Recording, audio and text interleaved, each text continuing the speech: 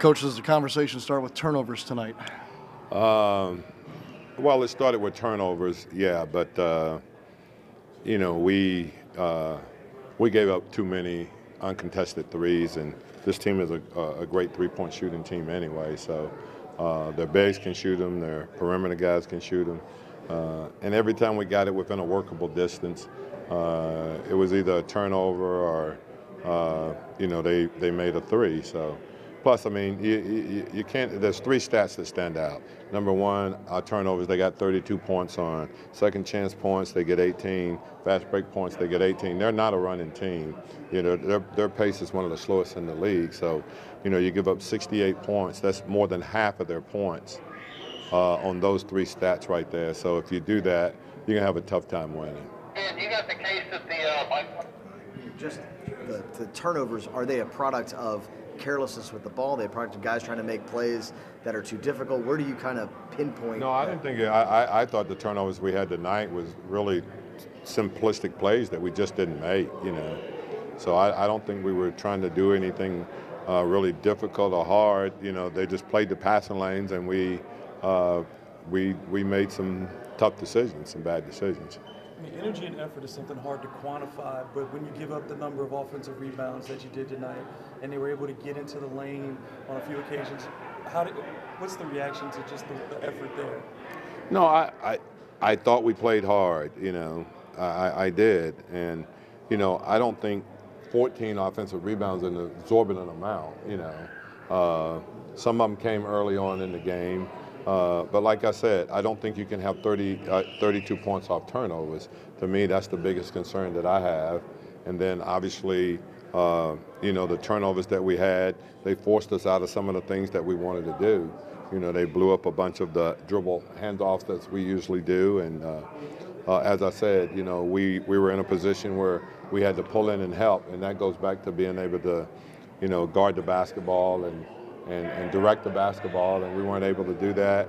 And so we were always in a help situation, and they're really, really good at finding open guys when you're in help situations. You talked before the game about switching up your rotations a little bit. Was that kind of just wanting to find some different ball handlers out there once Drew goes to the bench, and how do you think that? Yeah, I thought it hurt us when Drew went to the bench. You know, defensively and offensively, you know, it hurt us, but. You know, you can't play him 48 minutes. That's just so unrealistic to even consider.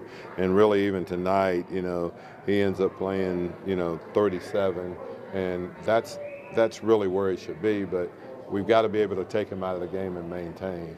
And I talked to you guys a lot about the fact that when we make runs to try to get even, and then try to get over the hump. That's really difficult to do. We got to keep the game in a workable situation, so when we make runs, it gives us leads. It's not. We can't be in a position where, you know, we make a 10-2 run and okay, now we're only down 8. You know, those are the things that doesn't work in our league. That just won't work. So we got a lot of work to do, but you know what? We got to be willing to, you know, to roll up our sleeves and go to it. We know that we're a good basketball team, but. No one wants to hear that. You got to prove that on the court, and that's where we got to get back to. We got to get back to working and correcting some things and proving on the court.